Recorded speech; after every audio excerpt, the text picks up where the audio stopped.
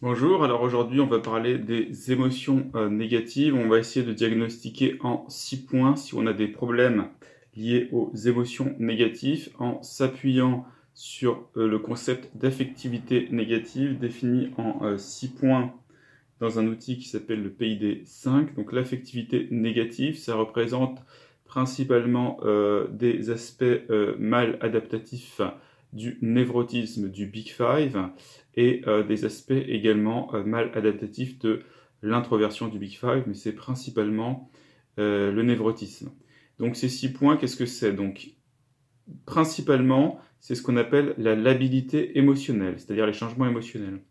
Ensuite, c'est aussi de manière importante l'anxiété, c'est l'insécurité de séparation, et d'une manière moindre, c'est l'hostilité, la persévération et la docilité.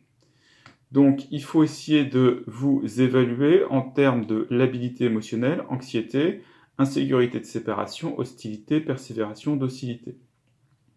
Quand vous évaluez là-dessus, vous pouvez ensuite travailler sur chacune de ces 6 facettes et essayer de tordre un petit peu votre personnalité dans un sens plus médian.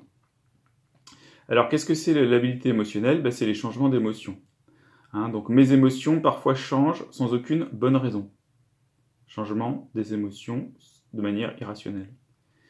J'ai des émotions beaucoup plus fortes que la plupart des gens. Force des émotions. Ensuite, vous avez anxiété, deuxièmement. Je suis une personne anxieuse. Est-ce qu'on se définit comme une personne anxieuse? Je me soucie beaucoup de choses terribles qui pourraient survenir. Donc des anticipations négatives. Ensuite, troisièmement, la séparation, l'insécurité de séparation. J'ai peur d'être sans quelqu'un qui soit là pour m'aimer. Je me soucie beaucoup du fait d'être seul. Donc la peur d'être seul, d'être sans personne. Quatrièmement, l'hostilité, donc la corrélation moindre. J'explose quand des gens font des petites choses qui m'irritent.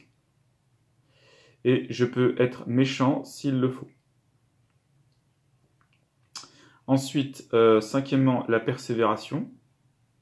C'est dur pour moi d'arrêter une activité même quand c'est le temps de...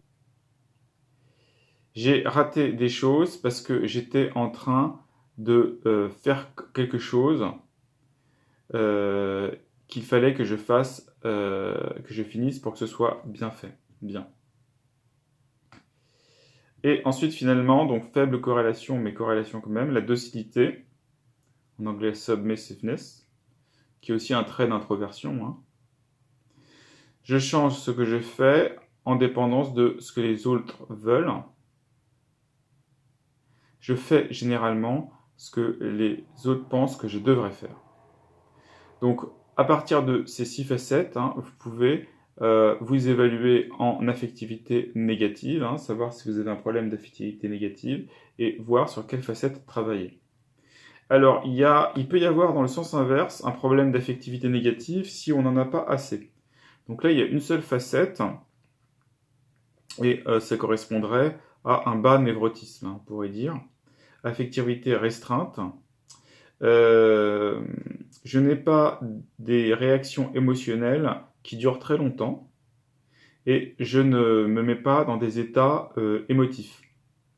Donc si vous avez ça, vous êtes dans le sens inverse. Vous avez, entre guillemets, un problème avec une affectivité qu'on pourrait qualifier d'affectivité trop plate. Et là, il y a un très fort lien avec l'introversion, la capacité à ne pas non plus ressentir des états positifs. Donc, voilà pour l'affectivité négative, qui est un des 5 domaines maladaptatifs dans la personnalité du PID5. Merci.